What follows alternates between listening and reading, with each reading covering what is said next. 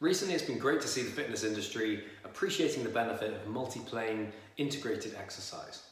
Even strongmen, powerlifters, Olympic lifters are using these methods, not because it's going to drive better gains, specifically or directly, but because it's going to help them build a better, more balanced structure to express their strength. And in the long run, if it can decompress them, keep them injury-free, then that's all good. The benefit of integrated exercise is that you can address hundreds of different movement variables with a single exercise. The downside is that it means that hundreds of things can go wrong with every exercise, and that's what I'm going to address in the upcoming videos. The most common thing that I hear when people try these exercises for the first time is, wow, it's so much more difficult than it looks, or so much harder than I expected. While that's typically true, the thing to know about it is that it only gets harder as you get better at the exercises. Your connections between muscles becomes better, becomes cleaner, your ability to create tension with your own body becomes better, your understanding of the themes becomes deeper, and the benefits therefore run deeper. So I'm going to cover these themes, the basic movement cues that I see missing from lots of people's movement, and unfortunately I see missing from lots of coaches' delivery of multi-plane exercise. Any exercise is only as good as its execution. So if the biomechanics are sloppy, there's a good chance you're not getting the full benefit of the movement itself, but you could also be worsening or deepening compensation patterns that you're looking to address. For many of you, the thing that you need to do to get out of pain, to improve your posture, to improve your movement, it might just be a really simple, isolated, constrained drill, focusing really hard on one of the cues I'm going to talk about in the upcoming videos. It might not be a fancy kettlebell swing, it might not be super glamorous, but know that the cues that you're going to look at in this video series are going to transfer across hundreds of different exercises that I prescribe and many, many different movement scenarios. Others of you may find that you are so restricted, compressed, that you can't access certain positions, and what you need is actually just an extensive period of myofascial release. What release do you need to do? I can't tell you without being able to assess you. And the same thing goes for the cueing. This is going to be a great place to start, but it's not going to replace or be better than individualized cueing from a functional patterns practitioner or from a biomechanics specialist.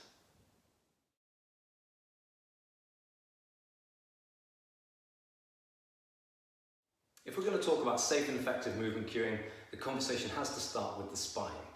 The spine plays roles in both stability and mobility, and if you know about the body, you know that it stacks one on top of the other.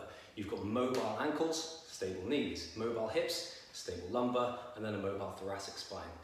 Now, if your body lacks any of those qualities, any of those joints, it's going to find it from the joints around it. So if you've got a stiff thoracic spine and stiff hips, there's a good chance that you've got an unstable lumbar spine in the middle. So how do we stabilize our lumbar? Here's where my cue comes in. We're going to look at activating one of the most important core muscles of the lot, the TVA, which is a belt of muscle that runs around the lower part of your spine. So the way we activate it, really simple cue, pull in your belly button. If you do that with maximal intent, you'll see a number of things happen. You'll probably feel the rest of your core muscles come in, your obliques, your abs will start to squeeze. What you might also see, if you've got a bit of a lumbar curve, a bit of lumbar compression, you draw in the belly button, it's going to flatten it out. If you're in an anterior tilt, you draw in the belly button, you might see your pelvis tucks back into neutral. You might even see your sternum lifts up into thoracic extension.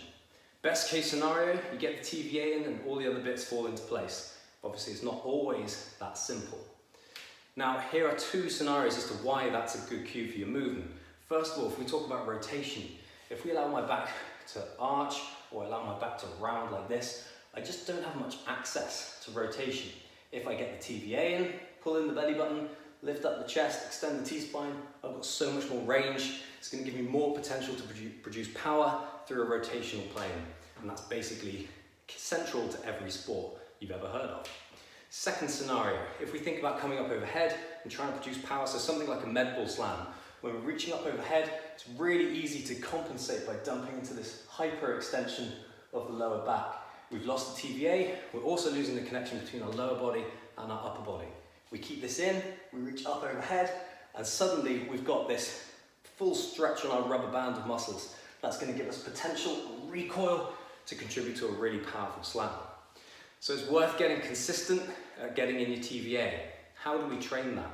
On my YouTube, there's 3 of my favorite core exercises that will stress that position.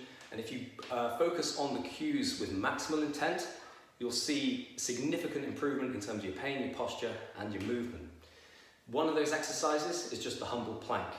Again, if you pay attention to the cues and the minute details, you're not going to be doing 9-minute, 9-hour planks. You're going to be seeing after 10-15 seconds you're getting the shakes on, or even hitting technical failure, if you can even hit the positions in the first place, which certainly isn't everyone from my coaching experience. So give those a go, be accurate and be strict on yourself, and watch how you improve with your movement.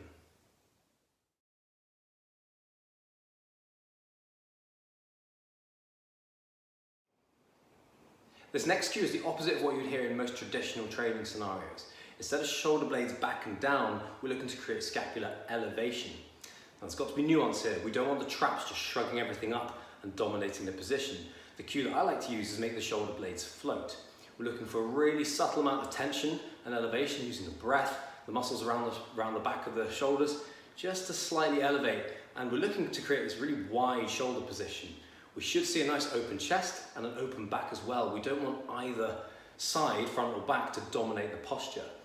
I'm personally still dealing with compression that I've caused from spending years trying to put my shoulder blades back and down to deal with my shoulder issues. That was not the way to go about it. Over retraction is just as bad as protraction, even though that's what gets cued so regularly. So a lot of people are going to be dealing with compression in that area. Here are 2 scenarios that you can test on yourself to see why this is going to be beneficial for your movement. So 1, tuck your shoulder blades back and down, go and try and throw a tennis ball and maintain that position. You're not going to be able to do it, you're going to get a ton of compression, you're not going to throw very far, and it's probably just not going to feel very good. In fact, I'd probably suggest you don't even try it. One that you can try though is to go for a jog and put your shoulder blades back and down. If you are not asthmatic, this will probably give you a good idea of what that sensation feels like, because you're not going to be able to get a breath. When you jog, you should get a natural elevation of the shoulder blades so that you can allow a better breath. Loads of people right now are using breathing drills on a regular basis, which is fantastic, but you're not going to get the most out of those drills if your shoulder blades are crushing your rib cage, eliminating that full inhale.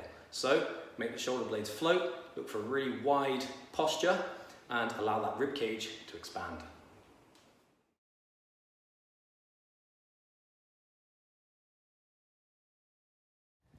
This next cue is context dependent because you're not going to apply it if you're doing some kind of like a squat, but the cue is to keep your hips high. So really I'm thinking about dynamic movements where we're changing position and we're stepping front to back or side to side. So if I do a step press, if I overstep, what you'll see is that my knee is going to shear forward and I'm just not going to have any power through the ground. I'm going to feel heavy, my hip's not going to be very stable and not going to rotate very efficiently. If I keep my hips high, it's going to control my step, I'm going to get a full hip extension, I'm going to be powerful on the ground, very stable and very efficient through my rotation. We know from hip lock principles through Franz Bosch's coaching that if I don't keep my hips high, then as my foot is cycling, it's going to strike in front of me. It's going to apply a deceleration force, it's going to brake us, and it's also going to apply a lot of force through the joints. If I keep my hips high, my foot's going to cycle, it's going to strike underneath my body, and it's going to carry on my momentum forwards.